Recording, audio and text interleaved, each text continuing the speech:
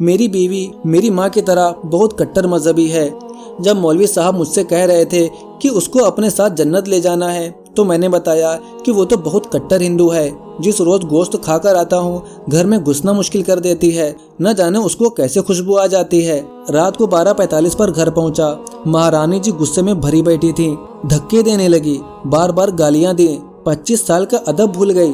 तू धर्म भ्रष्ट करके आया है, मेरा क्या लगता है, भाग जा। न जाने क्या क्या कहा। सुबह तक लड़ाई होती रही। 2000 की बात बड़ी नहीं थी, मगर मुझे विश्वास नहीं हुआ। मैं वहां से भी वापस आ गया। अगले रोज एक मस्जिद के सामने से जा रहा था तो जरा साफ सुथरे कपड़ों में एक मौलवी साहब मस्जिद की तरफ जाते हुए दिखाई दिए। बाद में उनसे तारुफ हुआ। उनका नाम मौलवी अब्दुल समी कासमी था। मैंने उनसे कहा कि मुझे इस्लाम के बारे में कुछ मालूमात हासिल करनी है। पहले तो वो ठिठके, बाद में वो तैयार हो गए। मैंने उनसे कहा कि इस्लाम के बारे में मैंने 50 से ज़्यादा किताबें पढ़ी हैं। जब अल्लाह के रसूल सल्लल्लाहु अलैहि वसल्लम आखिरी हज को गए तो उनके साथ 1.25 लाख साथी थे। आपने सबको इकट्ठा करके उनसे सवाल किया कि मैंने इस्लाम तुम तक पहुंचा दिया। सबने कहा कि हाँ, पहुंचा दिया। मोहम्मद सल्लल्लाहु अलैहि वसल्लम ने कहा कि अब जो यहाँ मौजूद नहीं है, ये इस्लाम तुम्हें उन तक पहुँचाना है। इससे ये बात मालूम हुई कि जिन मुसलमानों तक इस्लाम पहुँच चुका है वो दूसरे लोगों तक इस्लाम पहुँचाए। मौलवी कासमी ने कहा कि हाँ, ज़रूर पहुँचाना चाहिए। मैंने कहा कि मौलवी साहब, आप मुझे ऐसे 2-4 लोगों से मिलवाएं जो दीन को दूसरों तक पहुँचाने का काम कर रहे हों। मौलवी बोले, ऐसे लोग भी मौजूद हैं। मैंने कहा कि ये काम तो सारे मुसलमानों को करना चाहिए, मगर मुझे एक मुसलमान भी नहीं मिला। मैं खुद इस्लाम लाना चाहता हूँ। 4 बड़े मौलवियों ने मुझे धक्के दिए। मौलवी कासमी ने कहा कि मैं आपको एक साहब का पता बताता हूँ, आप जिला मुजफ्फरनगर यूपी चले जाओ। मैंने उनका पूरा पता और दीगर सारी मालूमात ली। उन दिनों चंद बड़े और मखसूस लोगों के पास ही मोबाइल हुआ करते थे और अक्सर घरों में PTCL का भी निज़ाम मौजूद था और छोटे कस्बों और छोटे शहरों में PCO की सहूलत मौजूद होती थी।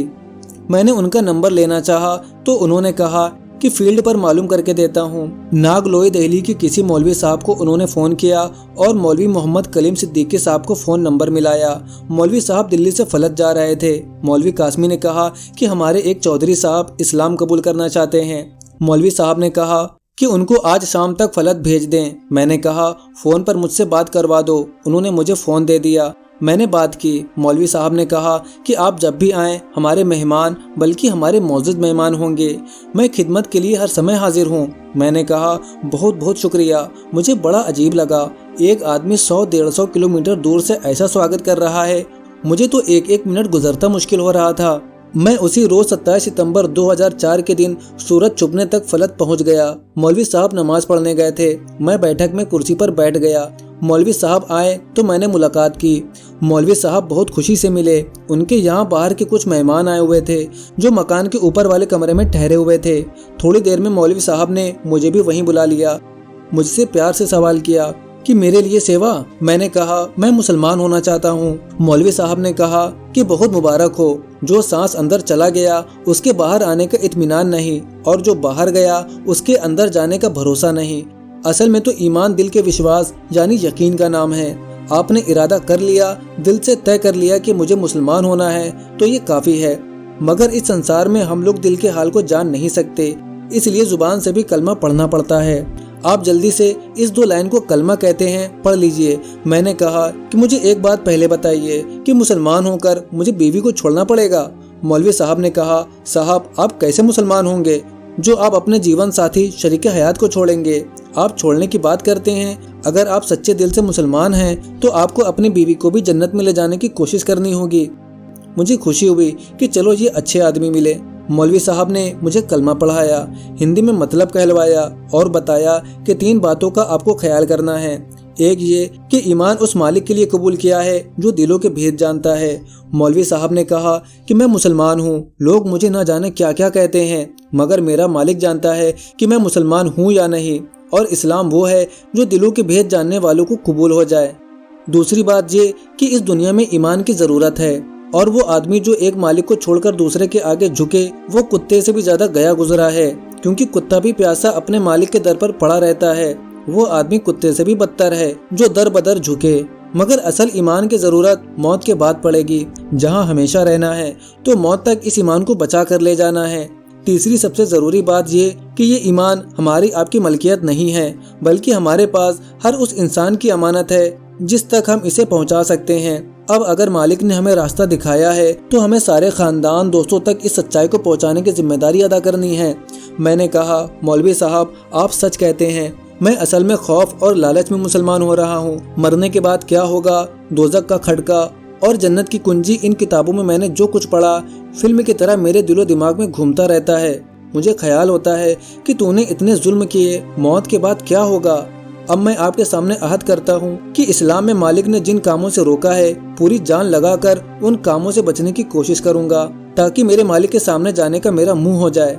मैंने मौलवी साहब को बताया कि यह भी अच्छा हुआ कि मैंने इस्लाम को पढ़कर मुसलमान होने का फैसला किया, मुसलमानों को देख कर नहीं। आज के मुसलमानों को देख कर कौन मुसलमान हो सकता है। मेरे चारों तरफ बहुत से मुसलमान रहते हैं।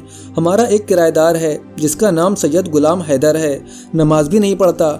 मैंने उसे एक बार कहा कि तुम हर महीने मेरे माँ बाप को किराया देते हो, अगर तुम इनसे मुसलमान होने को कहो तो क्या खबर वो मुसलमान हो जाएं। अगर मुसलमान वो हो जाएं तो पूरा खानदान मुसलमान हो जाएगा।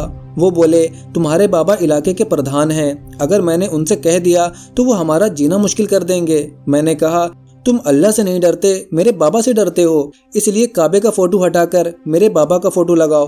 रोजाना उनके नाम पर जाप करके मेरे बाबा को दंडवत करो, उनके सामने सर झुकाओ। मेरे बाबा ने किसी दिन देख लिया तो वो तुम्हारा किराया माफ कर देंगे, तुम्हारे मजे हो जाएंगे। मैंने उसे कहा कि तुम अपने आप को सैयद बताते हो, अल्लाह के यहाँ तुम्हें भी जाना है। मैं मालिक के सामने ही लठ मारूंगा कि इन्होंने सैयद होकर भी एक दिन भी हमारे ईमान लाने को नहीं कहा। मैंने मौलवी साहब को अपनी रुदाली सुनाई और 4 बड़े मौलवियों के पास से वापस आने की बात भी सुनाई। मौलवी साहब ने मुझे बहुत प्यार से समझाया और मुझे तसल्ली दी। मैंने बताया, मेरे 2 लड़के और 2 लड़कियां हैं। बड़ी लड़की की शादी मैंने कर दी है। हमारा समाज असल में पठानों से बहुत मिलता जुलता है। बहुत शर्म हया है, मर्दों का बाहर रहना और औरतों का घर रहना, ये हमारे यहाँ का दस्तूर है। मैं अपनी माँ के सामने अपनी बीवी से आज तक बात नहीं कर सकता। माँ बैठी होगी तो मैं उसको ही बताऊंगा। वो कभी कहते भी हैं कि ये तेरी 5 हाथ की बीवी है, तो इससे क्यों नहीं कहता। मैं कहता हूँ, माँ जब तू मर जाएगी ना तब इससे कहूँगा। हमारे यहाँ अभी तक लड़की को पढ़ाने का रिवाज नहीं है। पूरे खानदान में मैंने बगावत करके लड़की को पढ़ाया। हाई स्कूल पास किया तो उसने मुझसे कहा कि पापा जी मुझे 2000 रुपए चाहिए। मैंने कहा, बेटा 2000 का क्या करोगी। उसने कहा कि 1000 का मोबाइल मिल रहा है। मैंने उससे कहा कि मोबाइल का क्या करोगी। उसने कहा कि बात किया करूंगी। मैंने पूछा, और 1000 का क्या करोगी। उसने कहा कि जीन्स लाऊंगी। मैंने उससे कहा कि 2000 की जगह 5000 दूंगा। मगर 15 दिन के बाद मैंने लड़के वालों को बुलवाया जहां उसका रिश्ता तय कर रखा था और कहा कि 8 दिन में फेरे फिरवा लो तो लड़की तुम्हारी, वरना किसी दूसरी जगह शादी कर दूंगा। वो तैयार हो गए। बाबा से कहकर पंडित बुलवाया और फेरे फिरवाए। मैंने लड़की को 2500 रुपए दिए और कहा कि आधे तो ये लो और आधे उस दिन दूंगा जिस रोज गोद में बिठाकर रुखसत करने के लिए तुझे गाड़ी में बिठाऊंगा। आज हाई स्कूल करके वो मोबाइल और जीन्स मांग रही है। अगर इंटर कर लिया तो किसी ऐरे गहरे का हाथ पकड़कर घर ले आएगी कि पापा ये तुम्हारा दामाद है। मैंने अहद कर लिया कि लड़की को 5वीं से आगे हरगिज नहीं पढ़ाना है।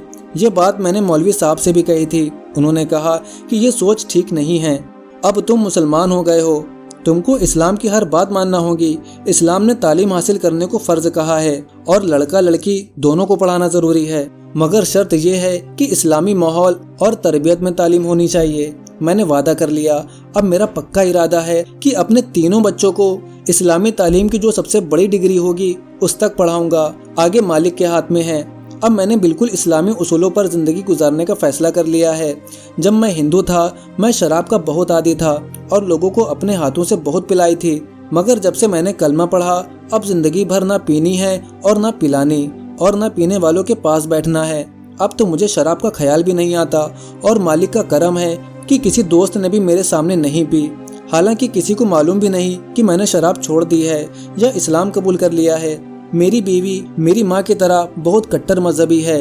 जब मौलवी साहब मुझसे कह रहे थे कि उसको अपने साथ जन्नत ले जाना है तो मैंने बताया कि वो तो बहुत कट्टर हिंदू है। जिस रोज गोश्त खाकर आता हूँ घर में घुसना मुश्किल कर देती है, न जाने उसको कैसे खुशबू आ जाती है। मौलवी साहब ने कहा कि कट्टर हिंदू ही सच्चे मुसलमान होते हैं। इंसान अपने मालिक को खुश करने के लिए ही धर्म की पाबंदी करता है। अगर आप उनको समझा दें कि ये रास्ता गलत है और सच्चा रास्ता इस्लाम है, तो इस्लाम पर भी वो बहुत सख्ती से अमल करेंगे।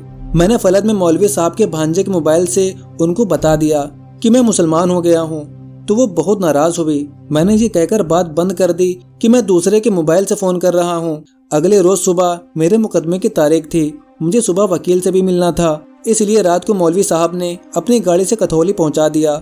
रात को 12:45 पर घर पहुँचा। महारानी जी गुस्से में भरी बैठी थी, धक्के देने लगी, बार बार गालियाँ दी। 25 साल का अदब भूल गई, तू धर्म भ्रष्ट करके आया है, मेरा क्या लगता है, भाग जा।